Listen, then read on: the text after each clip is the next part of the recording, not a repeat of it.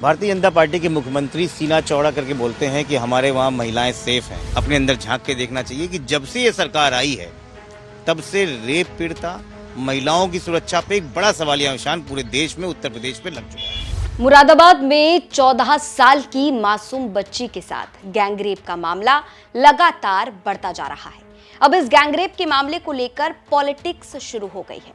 Samajwadi party ने BJP के खिलाफ मोर्चा खोल दिया। नमस्कार, यूपी तक देख रहे हैं आप और आपके साथ मैं हूं शिवानी गोस्वामी। मुरादाबाद में गैंगरेप की एक ऐसी घटना सामने आई जिसे सुनकर लोगों की रूह कांप गई। पूरी घटना आप सुनेंगे तो आप भी हैरान रह जाएंगे। आरोप है कि 14 साल की मासूम बच्ची को 2 जनवरी के आसपास अगवा किया गया और लगभग 2 महीने तक उसके साथ गैंगरेप किया गया।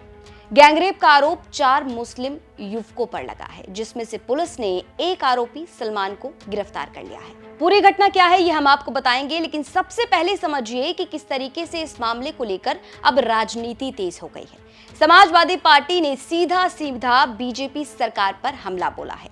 समाजवादी पार्टी की तरफ से कहा जा रहा है कि महिलाओं की सुरक्षा को लेकर ये मामला एक बड़ा चांटा है। मुझे लगता है कि ये भारतीय जनता पार्टी की उन दावों को झुठलाती है जहां भी आज भी दलित और पिछड़ों के साथ में इस तरह के कृत्य हो रहे हैं। भारतीय जनता पार्टी के मुख्यमंत्री सीना चौड़ा करके बोलते हैं कि हमारे वहाँ महिलाएं सेफ हैं और आप लगातार इस बात को उठाते जा रहे हैं कि इस तरीके की दरिंदगी हो रही है।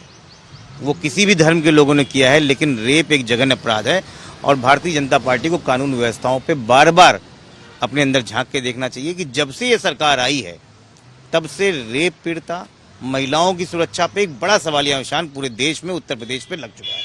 और अब वो बातें होने लगी हैं कि कहीं ना कहीं आज महिलाएं अपने आप को अकेले जाने में डर रही हैं और हालात अब नामालिकों तक पहुंची है।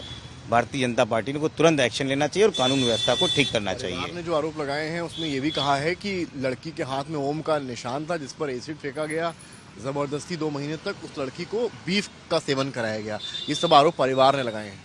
देखिए, अभी इसके तथ्य में जाने की जरूरत है, लेकिन जो भी हुआ है, किसी भी नाबालिग बच्ची के साथ कोई भी दुर्व्यवहार हो, चाहे वो किसी भी धर्म का निशान हटाया गया हो, बीफ क्या हो, उसमें कितना पॉलिटिकल एंगल दिया जा रहा है, इसकी भी कभी जरूरत है। मुझे लगता है बहुत जल्दी है वक्तव्य में, लेकिन रेप हुआ है, ये उत्तर प्रदेश की महिलाओं की सुरक्षा के ऊपर तमाचा है। अब समाजवादी पार्टी ने इस मुद्दे को प्रमुखता से उठाया तो बीजेपी की तरफ से कहा जा रहा है कि सख्त से सख्त एक्शन लिया जाएगा।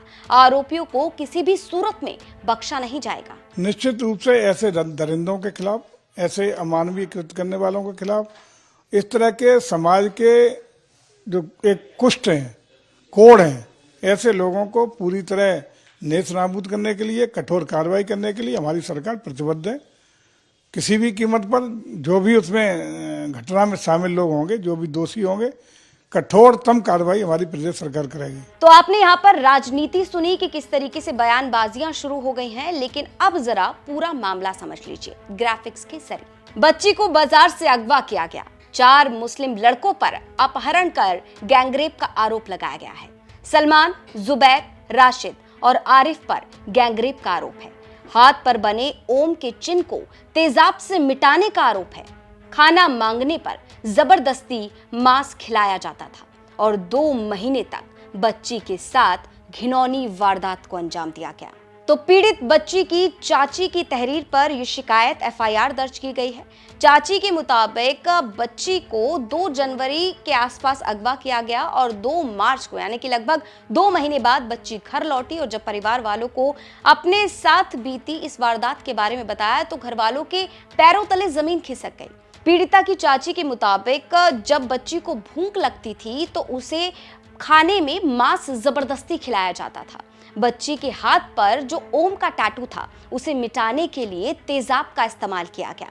बच्ची की चाची ने यह भी बताया कि बच्ची 2 जनवरी के अराउंड बाजार गई थी किसी सामान को लेने के लिए और इसी दौरान 4 मुस्लिम युवकों ने उसका अपहरण किया, नशीला पदार्थ सुंघाया और उसे एक कमरे में ले जाकर उसके साथ गैंगरेप किया। आरोप लगाया जा रहा है कि जब बच्ची को होश आया तो वो एक अकेले कमरे में पड़ी थी और उसके शरीर पर एक भी कपड़ा मौजूद नहीं था। ये मामला अब लगातार बढ़ता जा रहा है। पुलिस ने एक आरोपी सलमान को गिरफ्तार कर लिया है, लेकिन अभी भी 3 आरोपी खुलेआम घूम रहे हैं।